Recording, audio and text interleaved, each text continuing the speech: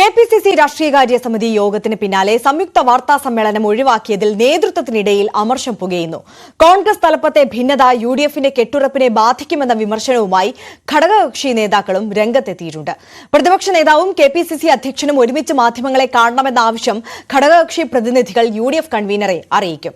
രാഷ്ട്രീയകാര്യ സമിതിയിൽ എ.പി. അനിൽകുമാർ പ്രതിപക്ഷ നേതാവിനെതിരെ നടത്തിയ വിമർശനം കെ.സി. വേണുഗോപാലിന്റെ മൗനാനുവാദത്തോടെയെന്നാണ് സൂചന. കെപിസിസി ആസ്ഥാനത്ത് കഴിഞ്ഞ 19-ന് നടന്ന രാഷ്ട്രീയകാര്യ സമിതി യോഗത്തിന് പിന്നാലെ തിങ്കളാഴ്ച രാവിലെ 11 മണിക്ക് സംയുക്ത വാർത്താ സമ്മേളനം നടത്താനായിരുന്നു നേതൃത്വത്തിന്റെ നീക്കം. കേരളത്തിന്റെ ചുമതലയുള്ള എഐസിസി ജനറൽ സെക്രട്ടറി ദീപാദാസ് മുൻഷിക്കൊപ്പം കെപിസിസി അധ്യക്ഷൻ കെ സുധാകരനും പ്രതിപക്ഷ നേതാവ് വി.ഡി. സതീശനും സംയുക്ത വാർത്താ സമ്മേളനം നടത്തുന്നതോടെ പാർട്ടിയിൽ അത് ഐക്യത്തിന്റെ കാഹളമായി മാറുമെന്നായിരുന്നു വിലയിരുത്തൽ. ഇതുമായി ബന്ധപ്പെട്ട് ഇന്ദിരാഭവനിൽ പ്രസ് നോട്ട് ഉൾപ്പെടെ തയ്യാറാക്കിയിരുന്നതായാണ് വിവരം. എന്നാൽ രാഷ്ട്രീയകാര്യ സമിതിയിൽ ഉയർന്ന രൂക്ഷമായ വിമർശനങ്ങൾക്ക് പിന്നാലെയാണ് പ്രതിപക്ഷ നേതാവ് സംയുക്ത വാർത്താ സമ്മേളനത്തിൽ നിന്ന് പിൻവാങ്ങിയതെന്നാണ് സൂചന. AICC secretary PV. മോഹനന് വാഹനാപകടത്തിൽ പരിക്കേറ്റതിനെ തുടർന്ന് എറണാകുളത്തേക്ക് പോകേണ്ടി വന്നതിനാലാണ് വാർത്താ സമ്മേളനം ഒഴിവാക്കിയതെന്നാണ് സുധാകരൻ പക്ഷത്തിന്റെ വാദം.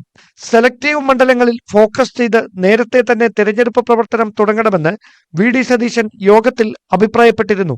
2021 നിയമസഭാ തെരഞ്ഞെടുപ്പിൽ 5000-ൽ താഴെ വോട്ടിന് യുഡിഎഫ് പരാജയപ്പെട്ട മണ്ഡലങ്ങളിൽ നേരത്തെ തന്നെ ശ്രദ്ധ കേന്ദ്രീകരിക്കണമെന്നായിരുന്നു പ്രതിപക്ഷ നേതാവിന്റെ നിലപാട്. ഇതിൽ വിയോജിപ്പറിയിച്ചാണ് ഒരു വിഭാഗം നേതാക്കൾ രംഗത്തെത്തിയത്. മുഖ്യമന്ത്രി കസേര ലക്ഷ്യമിട്ടാണ് വി.ഡി. സതീശന്റെ തന്ത്രങ്ങളെന്ന നിലപാടിലാണ് എതിർചേരി.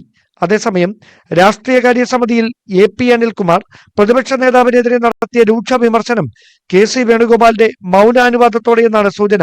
കെ.സി. വേണുഗോപാലിന്റെ സാന്നിധ്യത്തിൽ അനിൽകുമാർ പ്രതിപക്ഷ നേതാവിനോട് കൊമ്പുകോർത്തിട്ടും മുതിർന്ന നേതാക്കളടക്കം സതീശനെ പ്രതിരോധിക്കാതിരുന്നത് മാറുന്ന സമവാക്യങ്ങളുടെ സൂചനയായാണ് വിലയിരുത്തപ്പെടുന്നത്.